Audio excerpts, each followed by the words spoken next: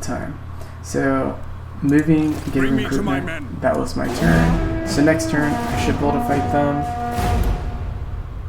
We should be fairly even on forces.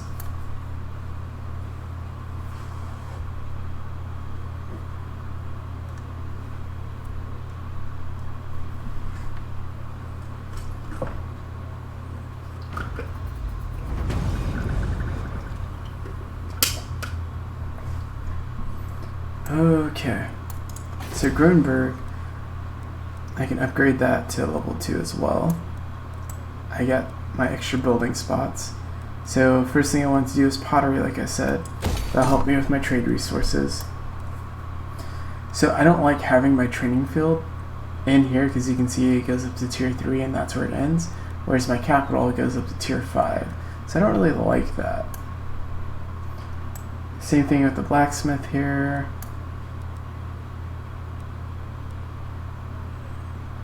I'm okay if it was my cavalry here.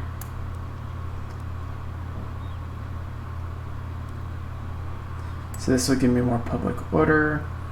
I'm probably going to need to do that temporarily. This gives me more growth and campaign movement. So some of these things I might just be doing temporarily. First of all, I do want to upgrade that. So I'm still at 67, so I'm healthy. The only reason why I'd upgrade this now is because it gave me access to better units temporarily, whereas this would be 3 turns, and then I'd have to like keep upgrading it once again. Let me see real quick with the horses. So these go up to tier 3, so the horses went up there. So what I'll do is I'll eventually destroy this and put it over here because that seems about right. And then military wise, I'll have to have my horses here because it goes up to tier 4. Right, is that what I saw right? Yeah, tier 3. Okay. So that's going to be my plan. Build horses here, so get that tier 2. So in 2 turns I'll have 4 buildings done. I'm not going to upgrade this because I'm planning on moving it over here. Alright, so I got 16 units. Everyone's fully healed. He's got 11 plus 5, so he's at 16 units, and he'll be on the defense. I command here. I'm going to go ahead and population units group. Okay, I'm going to go ahead and do a save here in case something terribly disastrous happens.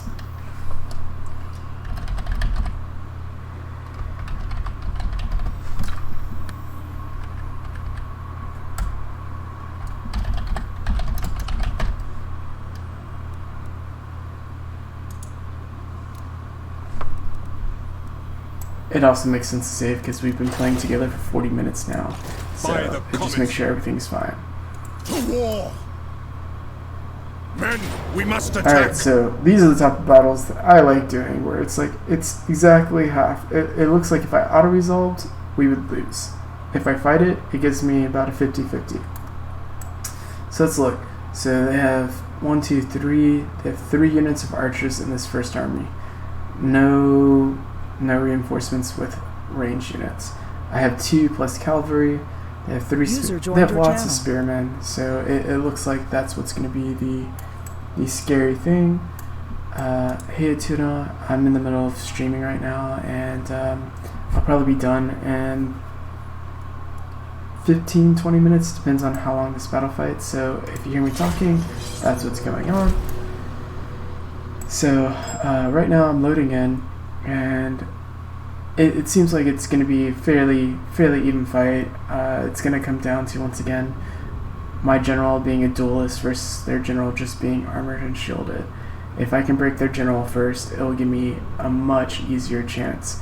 And the entire time I'm going to be using my cavalry to flank them. With that boosted 20%, they're up to 79, so now they're probably about medium cavalry speed opposed to just heavy cavalry speed. So hopefully if I can get around and I can just take out the crossbowmen, that's who I'm more worried about, just because crossbowmen hurt a lot more than these archers.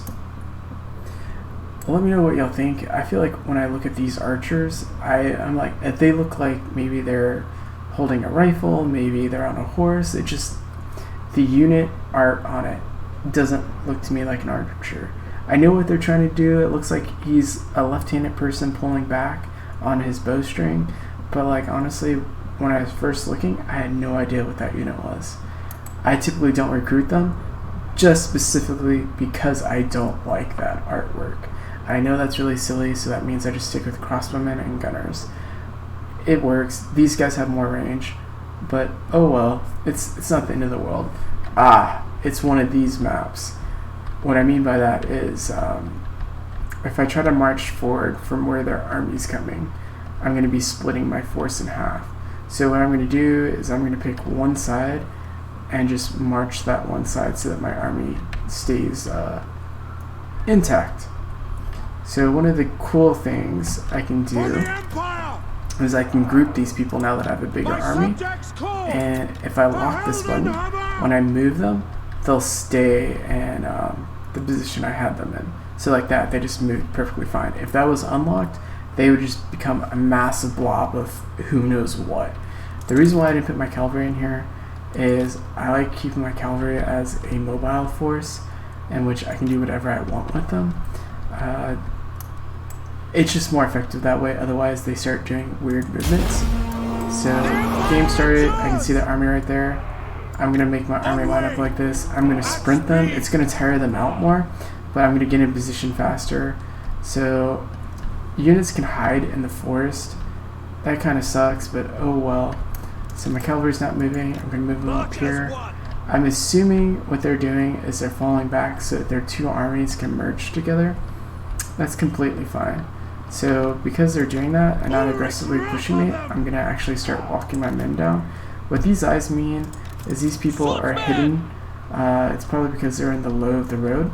There's nothing wrong with that. Before I advance further into the forest, I'm going to wait until my right side lines up so that it's all unified. I'm going to go ahead and speed that up so that you don't have to just wait and watch this lull.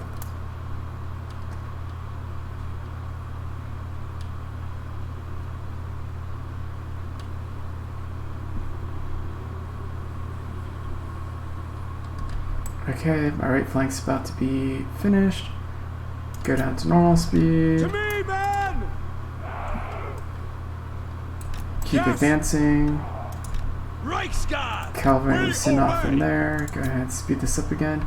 Normally, when it's an even battle, they'll try to be aggressive as well, or they'll at least match my movements. In this one, it seems like they're being very, very passive.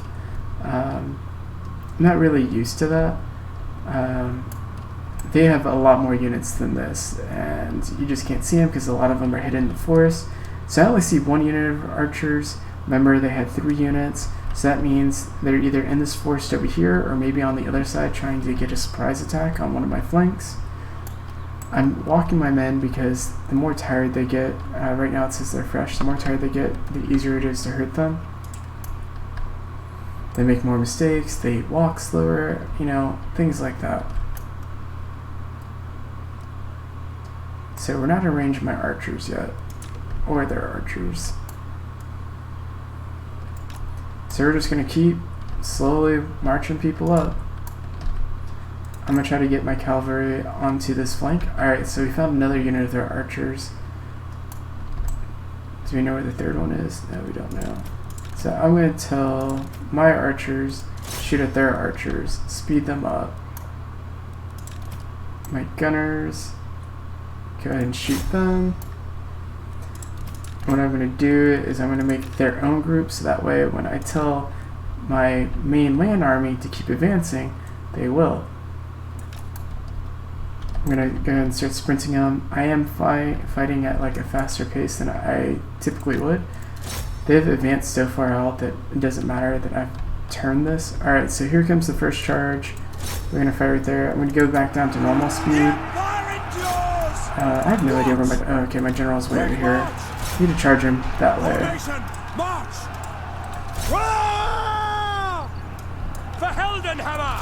Go! So I'm going to sprint my cavalry because I'm starting to take a lot of things. Alright, these guys can't fire anymore. For Heldenhammer! In range! Ready for war! Okay, I'm going to go ahead.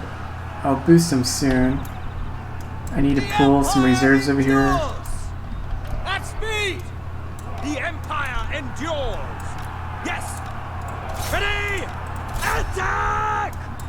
Swordsman! So maybe I should have double stacked my units, and that would have probably been for the better.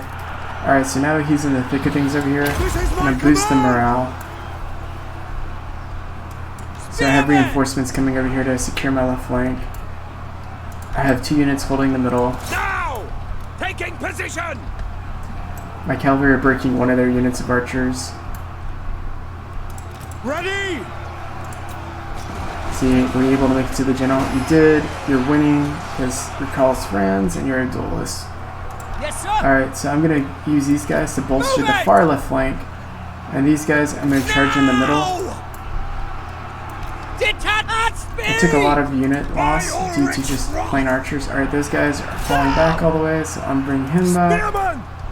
We are Sigmar's heirs. I'm going to try to use these guys to flank in on these swordsmen. Yes, sir! Spearman! I want these guys to flank the swordsmen. Ready for war! By using these swordsmen to charge these archers, it forces them to run, and then they can't do anything, which bought me some more time. Sigmar commands! These guys didn't get the flank off that I wanted. Let's go! I wanted them to be behind. For Heldenhammer! Alright, so I can charge clear. For Altdorf! Carl's friends, what are you doing? You need to get closer into their captain. Stop fighting the world. Fight one person. Alright, so the unit that I had over here to make sure that there wasn't an extreme left flank is already engaged because they found the extreme left flank. My horsemen are chasing down this one little group of archers. Let's see. My gunners, I have no idea what you're shooting. Let's focus you right there. Archers, you can focus on the spearmen as well. Okay, so these don't have a skull in it, which means they can rally again. Unfortunately, they have a unit of spearmen that are fighting my horsemen. Alright, now they won't rally because they have a skull. Spearmen, as you can imagine, hurt extremely against cavalry, so I'm going to try to get my cavalry to disengage from that. So I have a unit breaking over here. I have 3 separate battles happening, essentially. So I'm going to send this unit right there. I'm not going to let these units chase. Actually, I don't want my halberdiers to chase. I'm going to have these spearmen reform behind here. My halberdiers are going to come over here so that they can try to bolster that. Ah, come on, go away, spearmen. Detachments move! Yeah, maybe by forcing them to do a charge here, I'll be fine. I will not stand idle. I'm going to give another morale boost using Paul Franz's bonus. Okay, there's their general over there. It looks like their general's running away. I'm not going to chase him this time. Move out! Quick march! The whole reason why I kept this unit right here is I wanted to use them to protect against that so my ranged units didn't get flanked. Alright, these guys rallied so they can come this way. Alright, my Reichsguard units essentially made these units waver, so they did their job. They were able to get away from the spearmen. Their army is starting to fall apart a little bit. Carl's France is trying to take on the world over here. That's not at all what I want. Okay, halberdiers go there, so I'll have 2 units fighting that spear unit. Here's the flank that I knew that was going to come. Yes, General. Awaiting orders, sir. These 2 units need to keep focusing there. By Ulrich's wrath. Where did my knights go? My knights reformed right there. Okay. For France! Quick march! I want those archers gone. Actually, go up to spearmen while they're broken. That way they don't reform and become a nightmare for them. Swordsman! So I'm going to use these swordsmen to come over here and try to flank. This unit's not doing anything, so I can try to reform them right here. Take aim! Fire! And keep fighting right there. Looks like my crossbowmen don't have an angle, so I'm going to move them like that. Guides us! Swordsman! The Empire endures! Okay, now the spearmen won't rally. Now I don't have to fight them. I'm going to go after the archers since they keep shooting at these guys. Taking position! Carl's friends are just in deep behind enemy lines. Who cares when you got a giant hammer? At least that's what he's thinking. Alright, that should be a better angle to shoot over this little mass to hit there. Gunners are going to keep shooting. Ready for war! So this one spear unit is godlike. They currently have 1, 2, 3, 4 units of mine engaged. They just broke with that last charge. They speed it up since now it's down to the chasing down part. Actually, I'm just not going to even worry about this. I'm just going to end the battle because they're in a city. What happens when you win a battle for a city? The defenders are completely wiped out if they lose, so you don't even have to chase people down. So even though it shows that them have some units remaining, they're all dead. As Johnny Rico used to say, the only good bug is a dead bug. So we're just going to consider Civil War, supporters, bugs. We're just trying to crush them. So Karlsruhe, his big contribution in this battle was forcing their general to run away, which caused their army to lose some morale, and then he kept like 4 units engaged on him while his Russian units around the field to support him. Looks like my ranged units didn't do too much. My cavalry, on the other hand, broke 3 units of archers and broke a couple of spear units. So that battle is a little bit more hectic than I normally organize, but that's once again because that map is designed to force you to split your units, and I should have just been double stacking my units opposed to making one long battle line. So that caused me to have 3 different battle fronts that developed. One on the extreme left flank, which was my spearmen and halberdiers, and then one on the extreme right flank, which was like 4 swordsman units versus the world, and then the forest fight that was happening that had like everything else minus my archers and cavalry. And I was just using my cavalries as a shadow unit, meaning they were just fluttering in wherever I was losing. Gonna go ahead and just wait for the game to load in.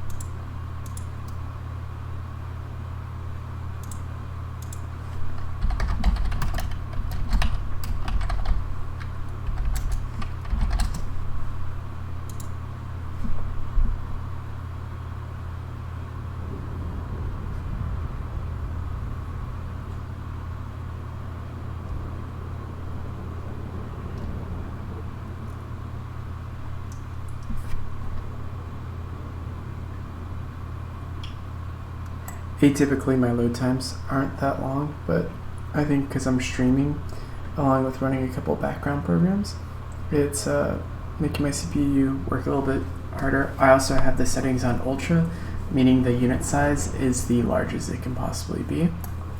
And then I have some pretty decent graphics running on the unit, so had I lowered my settings, then I could have probably made this go a little bit faster. It's okay. What I'll end up doing is I'll end up cutting out a lot of the loading screens so long as I'm not talking and explaining things.